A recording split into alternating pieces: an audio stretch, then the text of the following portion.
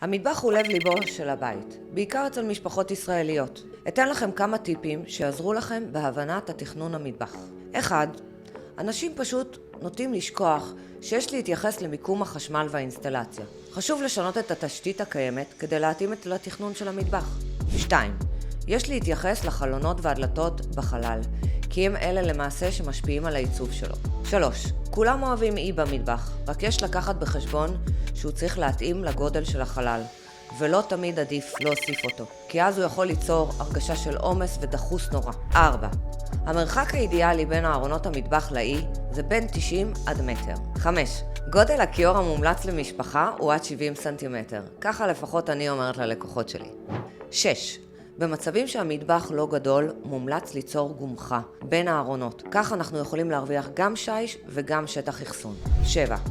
חוץ מלחשוב שגוף הסנדוויץ' עבור המטבח שלנו הוא זה שקובע את האיכות, אז כדאי לכם לדעת שהמגירות והצירים הם אלה שיקבעו את איכות המטבח שלכם.